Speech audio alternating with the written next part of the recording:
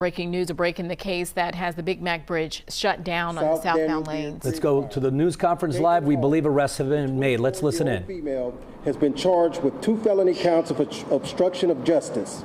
As more information comes available, we will share with interested parties. We anticipate there will be more arrests to follow due to the leads that the Fire Investigation Unit has, and they are actively working on. No further comment at this time as it pertains to this investigation, as it could jeopardize the integrity of this case. I'll take any questions that you might have at this time. Can you say the arrested party's name and spell it for us, please? Yes, the arrested party, Caitlin Hall. That's K-A-I-T-L-E-N-H-A-L-L. 24. Do you have an address for Parktown? We don't have that information at this time. Chief, what can you tell us about Caitlin Hall, whether she's local or anything about? Well, we want to be careful about the information that we release because it's very sensitive. There is still an ongoing investigation, and so we want to make sure we don't release any inaccurate information. How long have you been pursuing this all? Well, actually, the investigation leads. We review over thousands of hours of video footage to try to help put all this information together. So it takes time and it's a process. And so we make sure that we want to make sure that we don't compromise this ongoing investigation. Did you find a free video? We're not at liberty to discuss that right now. Can you tell us her specific involvement in the fire? We really don't want to release that information right now because, again, we don't want to compromise the ongoing investigation. So the charges are 2 felony obstruction of justice charges. Yes, ma'am. Yes, ma'am. Which would suggest that there would be someone else, at least one other person involved? Possibly. So do you believe she was at the bridge that night? Is that correct? Really don't want to provide those details at this moment because, again, those are very sensitive pieces of material and it's very integral to the case.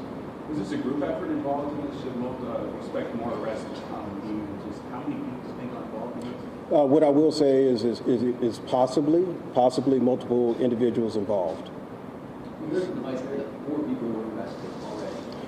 There's a lot of inaccurate information. That's why it was so important for us to have this press conference, to be able to dispel a lot of rumors. There are a lot of misinformation that's floating around. And so the information that I'm providing for you here today is the most accurate information that you will get.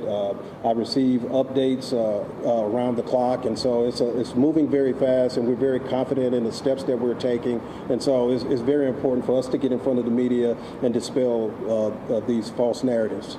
Chief, because there's so much interest in the community about what happened at that do you anticipate that it will be very soon when you will have additional information? Yes, I really want to just recognize the efforts that our Fire Investigation Unit has employed in this investigation. They're very thorough. We have to be very careful not to release information because, again, hearing that 4 people have been arrested and things of that nature, we want to make sure that we provide accurate information and dispel some of the misinformation that's being circulated. Is Ms. Hall currently detained? She's arrested. She's at the Justice Center? I don't know her location at this moment, but that was the information that I received from my team. Where was she arrested and when? She was arrested today. I don't want to release that information right now where she was arrested because it's a very sensitive topic of the investigation. There's been a lot of speculation that the fire was started possibly by somebody camping under the bridge or experiencing homelessness. Is there anything in the investigation that indicates one way or another whether that's the case? Yes, sir. Thank you for that question. And talking to my fire investigators, they confirmed that it definitely was not. We've ruled out homeless encampment, so we want to make sure that we put that information out. That's something that I wanted to make sure that we messaged in this press release. Can you talk at all about what kind of accelerant was involved in this fire? That's a very sensitive topic as well because, again, we do forensics, and so there's a lot of laboratory work, and so we have to make sure that we do our due diligence and gather all the facts surrounding if any accelerants were used. And so once we continue to get that information, that's part of the ongoing investigation. We'll be happy to share that. Final question. Mr. Mayor, every day I talk with residents who say, like, at rush hour down to Yeah. It's a traffic jam, and they feel like the city isn't doing enough. What would be your message to them? Yeah, I share their frustration. It is incredibly difficult right now to get south to northern Kentucky at the end of the day, and certainly to the Central Business District in the morning during rush hour. It's challenging. It's gotten so frustrating that even Central Parkway has gotten backed up. There are semis now, unfortunately, getting rerouted through neighborhoods. We are on top of it.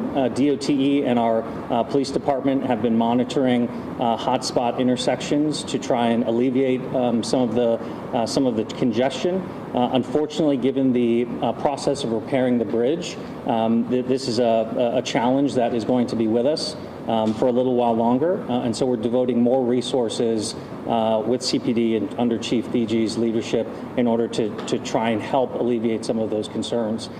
We have a strong partnership with ODOT.